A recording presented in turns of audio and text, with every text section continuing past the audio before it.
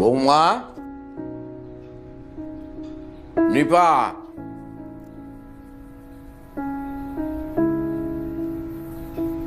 রত্না, রত্না, এই যে আমি এদিকে ওইখানে কি করো তুমি? বৌমা বলে রান্না করতে। আরে কি আশ্চর্য, তুমি এই রান্না করে আসছো? তুমি বিষয়টা কি? ডাক্তার তোমারে বলছে না যে চুলার কাছে যাওয়া যাবে না? আর বৌমা কোথায়? বৌমা ফ্রাইজারে স্কুল থেকে আনতে গেছে। তো নিপা কো? নিপা তো ক্লাসে। তো তোমার রান্না করতে হবে। দেখি সরো, দেখি আমি আমি আমি করতেছি, যাও। আমার শরীর আমি ভালো করতে পারবো। তো দরজা খোলা রেখে দিছো কেন? এরা কেউ বাসায় নাই, আমি রান্নাঘরে। আপনি কখন চলে আসেন সেই জন্য দরজা খোলা রাখছি। কি যে সব করো। আবার কে আসলো?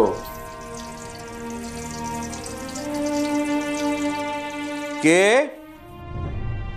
দাদু আমরা। ও আসতেছি আসতেছি।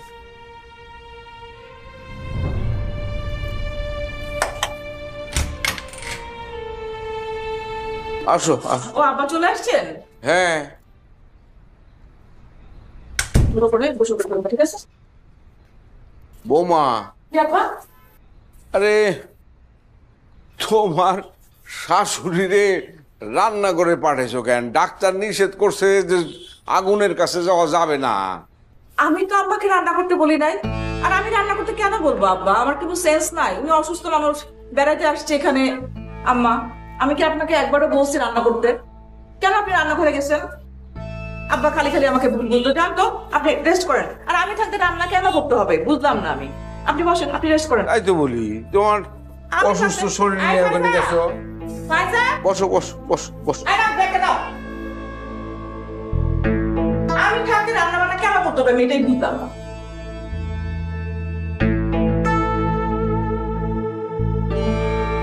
আপনি আবার এই কথাটা বলতে দিলেন কেন বৌমারেন? কোনটা? এই যে আমার রান্না করা নিষেধ। নিষেধ তো, যেটা সত্য সেটা বলতে হবে না? একটা দুর্ঘটনা ঘটে গেলে তখন কি হবে? হ্যাঁ,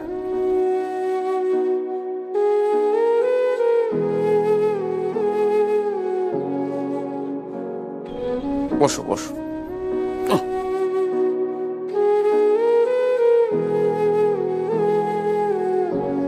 এই ফাইজা, গোসল করছো? গোসল করে ঢুকছো? আম্মা, আপনি কি একটু রান্না করতে পারবেন? পারবো না কেন? তাহলে আমি আস্তে আস্তে একটু ভাত রান্না করেন, আর মিষ্টি কুমড়া ভাজি করেন, আর হচ্ছে গিয়ে ফ্রিজে মাছ কাটা আছে, পরিষ্কার করে ধোয়াটো আছে। কাকা দেখছো, কিছুক্ষণ আগে রোদ ছিল, আবার বৃষ্টি নামছে, এখন আবার রোদ উঠছে। এইটা হইতেছে আশ্বিন মাসের খেলা। ও কেরা? দেখো তো কেটাইছেন। আরে আপা মনে আসেন আসেন আসেন আসেন। কেমন আছিস? ভালো। এই কাকাই, তোমার কি কোনোদিন আক্কেল জ্ঞান হইব না? কোন বিষয়ে আক্কেল জ্ঞান হইব না খুলে গাও? আরে তোমার যদি আক্কেল জ্ঞান হইতো তাহলে তো তুমি আমার জিগাইতা নাইদা। সালাম ভাইয়া, আপনি ওনার সাথে এমন ব্যবহার করছেন কেন? বাদ দেন আপা, পাগলে কখন রাগে কখন হাসে কখন রাগ হয় ঠিক নাই। আপনার কি মাথায় বুদ্ধি নেই? না না, মাথায় বুদ্ধি ঠিকই আছে, অসুবিধা নাই। এই তুমি কি ব্যাককেল? হ্যাঁ, এই যে নি পাপা এরকম একটা বাজারের ব্যাগ টাইনা লই আইছে, তুমি এটা ধরে লই আগে দিবা না? হ্যাঁ, এটা তোমার দায়িত্বের ভিতর পড়ে না? দেন নি পাপা আমার কাছে দেন, আমি একটু আগে দিয়ে আসি আপনার। আমি আপনাকে বলছি আমাকে আগাই দিতে। না বলেন নাই, অসুবিধা নাই, এটা আমার দায়িত্ববোধের ভিতর পড়ে। চলেন আপনার দিয়ে আসি। এটা মোটেও আপনার দায়িত্বের মধ্যে পড়ে না। আপনি এই বাড়ির কেয়ারটেকার, আপনার দায়িত্ব হচ্ছে বাড়ির টেক কেয়ার করা, আমার ব্যাগ নাও না। শুনেন, বাড়ির টেক কেয়ার তো আমি ঠিকঠাক মতো করি, আপনার বাজার সদার সবকিছু দায়িত্ব আমার। দেন আমি একটু দিয়ে আসি। সরেন, বুঝছি কোথাও। বাইশটা ব্যাগ দেয় নাই? কাকা দেখছো, একটু আপন ভাইবে একটু আগে দিতে চাইলাম, কেমন না বুঝলো না বিষয়টা। কি বুঝছে? বেশি ফাল পারছিল না? মুরব্বীর লোকে বেদবি করছিল না? বেদবি শিক্ষা আপা দিয়েছে, এক কেস আমার সে ফাইভ তলায়, বুঝো না? অসুবিধা নাই, আপনার মানুষ। ঠিকই আছে, আপনার মানুষ কয়দিন পর কিন্তু গালে জুতা মারবো। আরে না, অত আবার না। অতই অতই। আচ্ছা খারাপ, পিছাতে ঘুরো দিয়ে দেই। এক কলের বাচ্চা দেখ, এর বাপ মাই মনে হয় ব্যাক করা ছিল তাছাড়া পোলা এত ব্যাক করিল কে সীমা ছাড়া ব্যাক কর আমার এই গায়ে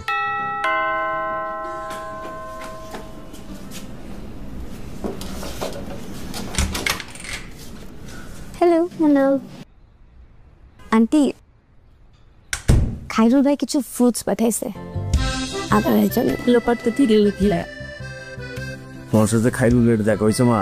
হ্যাঁ দেখা হয়েছে। কি রে সারাদিন করে থাকিস? ক্লাসে ছিলাম। ক্লাসে ছিলি? তাহলে এগুলো করতে আসলো? এটা খাইরুল ভাই পাঠিয়েছে। খায়রুল কি তোর সঙ্গে ক্লাস করে? না উনি ওর সাথে ক্লাস করবে কেন? মানে খায়রুল করে অফিস, তুই করিস ক্লাস, দেখা হলো কিভাবে?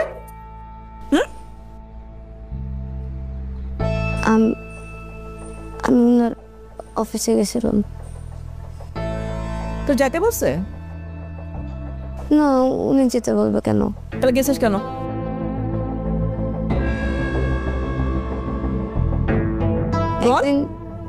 একদিন রাস্তায় খায়রুল ভাইকে দেখছি রুটি কলা দিয়ে লাঞ্চ করতেছিল, তা আমি ওনার জন্য রান্না করে নিয়ে গেছি।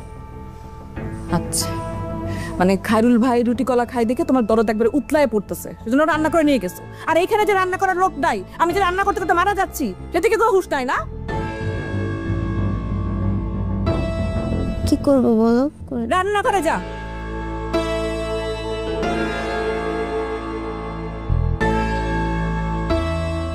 আব্বা কিছু লাগবে? না আর কি লাগবে? যাবে এক কাপ? না আমার লাগবে কিছু?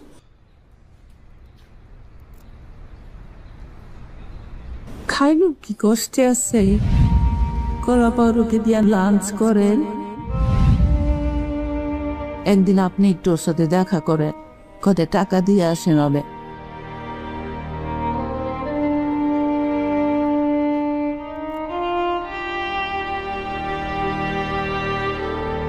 তোর মধ্যে কি আছে? লাহোরের ফলটা দিয়ে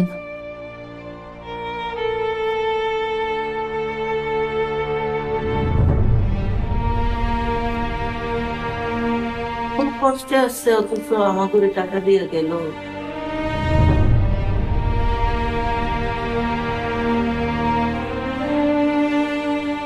এটা আমাদের গল্প। এইগুলা অর্ডার দিলি কেন? খাও, মানে বলবো না, খাও, অল্প একটু মিষ্টি গেলে কিছু হয় না। তা নয় খাইলাম, কিন্তু তুই নিজে কষ্ট করে এই যে আমারে তোর মারে এটা ওরা দিতেছস, টাকা পয়সা দিতেছস, এ তো দরকার নাই তো, এগুলো করতে চাইতেছস কেন? নিজে কষ্ট করিস কেন? নিজের শরীরটা হলো আসল, সেটা তো আগে ঠিক রাখতে হবে, তারপরে না তুই অন্যের জন্য করবি। বাবা ঢাকায় থাকলে তো একটু কষ্ট করতেই হয়। তোর যদি কোনো কষ্ট হয়, কোনো অসুবিধা হয়, সেটা তুই আমারে বলবি। তুই নাকি লাঞ্চের সময় ভাত না খেয়ে রুটি আর কলা খাস, নিপা বললো বাসায় গিয়া। নিবা বলছে, ও বুঝতে পারে নাই। আমার তো ক্ষুধাই লাগে না, দুপুরে আবার কি খাবো? খেদা লাগে না মানে? সকালে আমি এতগুলো ভাত খাই, তারপর যেই টাইমে লাঞ্চ ব্রেক দেয় ওই টাইমে ক্ষুধা লাগে না। তারপর তো অফিসে লাঞ্চ ব্রেক করতে হবে, তার নিচে টাইমে একটু কলা রুটি খাই, ওই টাইমে ভাত খাওয়ার মতো ক্ষুধা লাগে না। কারুর আমার কাছে কিছু লুকাইস না, টাকা পয়সার অসুবিধা থাকলে আমারে বল। এনাফ টাকা আছে, তোমার লাগবে? কিছু টাকা দেবো? অসুবিধা নাই না। আচ্ছা ঠিক আছে, অসুবিধা নাই, ভালো কথা। তারপরেও তোর মা তোরে নিয়ে ভীষণ দুশ্চিন্তা করতেছে, আমারে বলছে তোর সাথে খোলাখুলি কথা বলতে। এই যে এই টাকাটা তোর কাছে রাখ। বাবা আমার টাকা লাগবে না, আমার কাছে এনাফ টাকা আছে, এটা তুমি রেখে দাও। যথেষ্ট টাকা আছে আমার কাছে বাবা, তোমরা ভুল বুঝতেছো। তোমরা ভাবতেছো আমার কাছে টাকা নাই তাই আমি দুপুরবেলা কলা রুটি খাই, তা না, আমার ক্ষুধা লাগে নাই। আমার ক্ষুধা লাগলে আমি তখন ঠিকই টাকা দিয়ে খাইনি। নিপা ভুল বুঝতে পারে না, ভুল বুঝছে। তাহলে এরকম ছোট রকমই করতেছস কেন? ও বাবা নিচে খাইলে কি ছোট লোক হয়ে যায় নাকি? দেখো আমার টাকা আছে, তোমাদের যা খুশি লাগবে এই খাই চাকরি করে তোমার ছেলে, তোমার যা লাগবে আমরা বলবা। আমার যে এরা টাকা আছে বাবা। দেখি হ্যাঁ হ্যাঁ, কোনো চিন্তা করো না, খাও একটা কেক খাও। কি যে ভাবো তোমরা আমারে, পূজা লাগলে ভাত খাই। নিজের শরীর স্বাস্থ্য ঠিক রাখা এটা হলো প্রথম কাজ, তারপরে অন্যেরটা। জানেন পূজা লাগবে আমার মাথা ঠিক থাকে না, সাথে সাথে ভাত খাই বেলাই। আরেকটা দেবো, গোলাপি কালার একটা আছে বাবা, হেভি মজা না।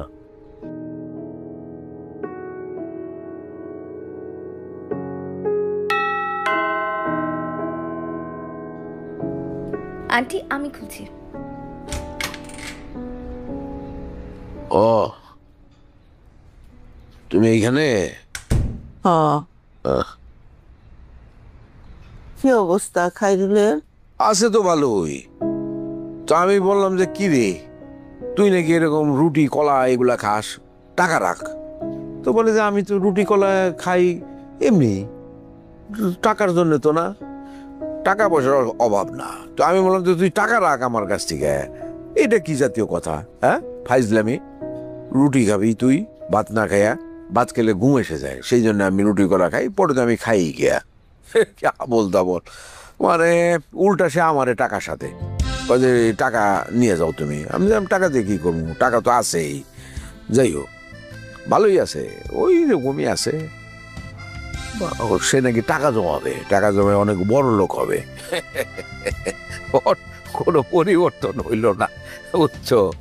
যাই হোক দেখা যাক, চাকরিটা ঠিক মতো যদি করতে পারে তাহলে আল্লাহ আল্লাহ করে একটা জায়গায় যাইতে পারবে মনে হয়। দেখি কাপড়টা বদলাই। একদিন পরে চলে যাবো তোমার সাথে। নয় পাগল, পাগল নাকি?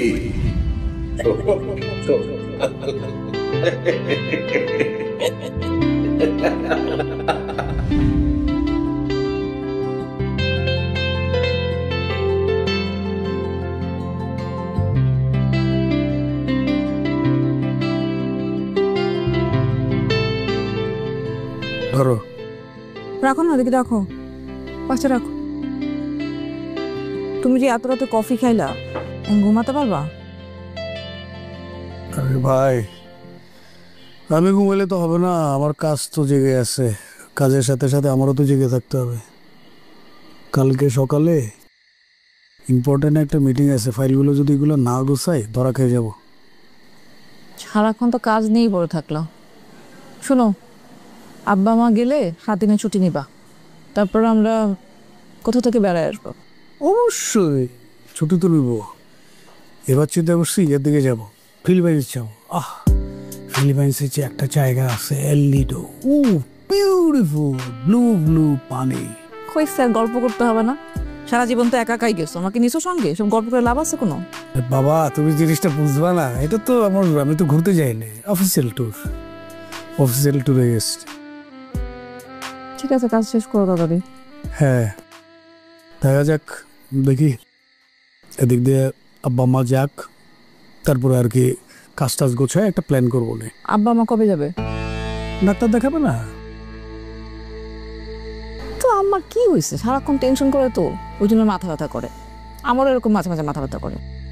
আচ্ছা তোমার বয়স আমার বয়সকে সেই বয়স হয়েছে না, একটু হবেই, বাট কি কারণে হচ্ছে শুধু বুঝতে হবে। ঠিক আছে, শেষ করো তাড়াতাড়ি, আমি ঘুমাই।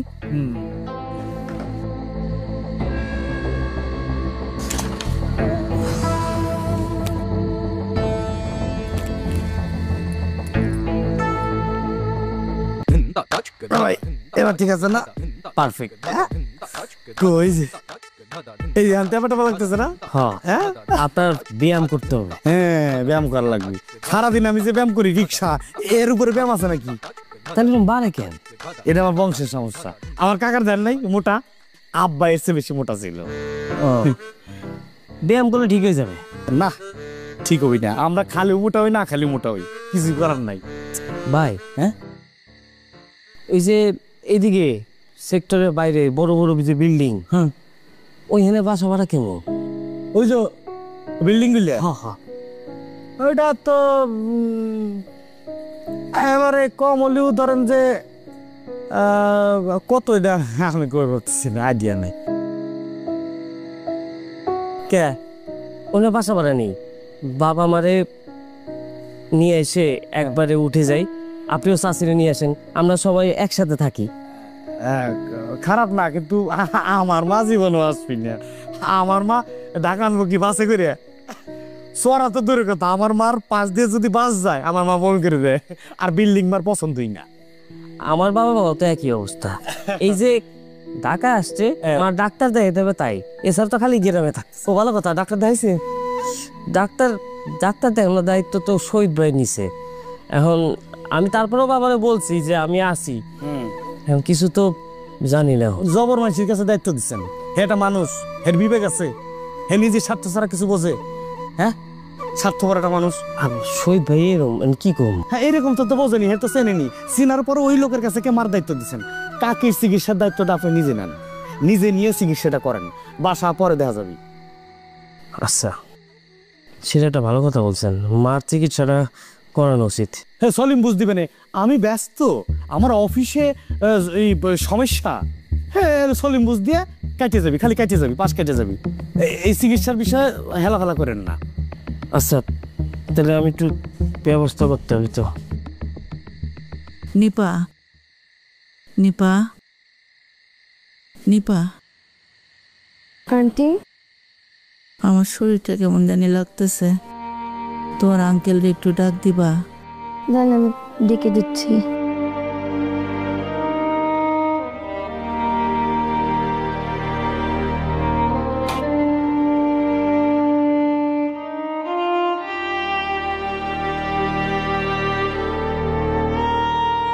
আঙ্কেল,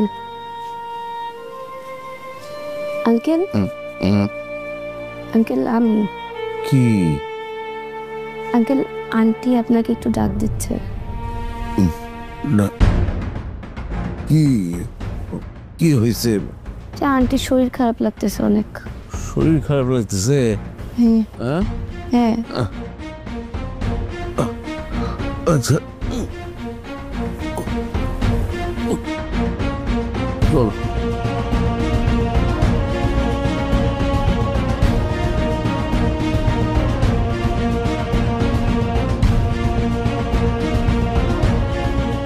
রত্না, রত্না, কি হয়েছে? হ্যাঁ, কি হয়েছে? কি কোন জানি লাগতেছে, চোখ বন্ধ করতে পারতেছি না। ও, দাঁত বন্ধ করলে উল্টা পাল্টা কেমন জানি দেখি।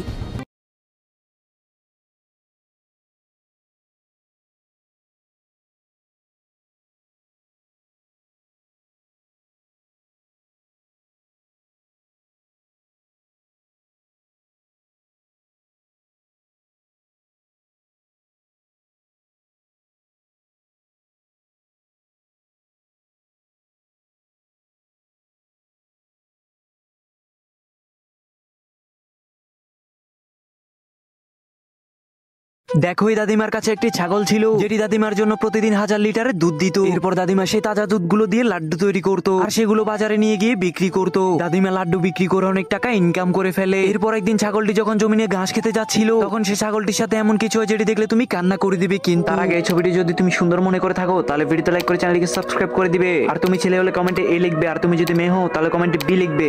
এরপর ছাগলটি যখন ঘাস খাচ্ছিল, তখন এই ভয়ঙ্কর সিংহটি সে ছাগলটির উপর হামলা করে দেয়, আর সে ছাগলটিকে মেরে ফেলে। এটি দেখে দাদিমা অনেক কান্না করতেছিল, কারণ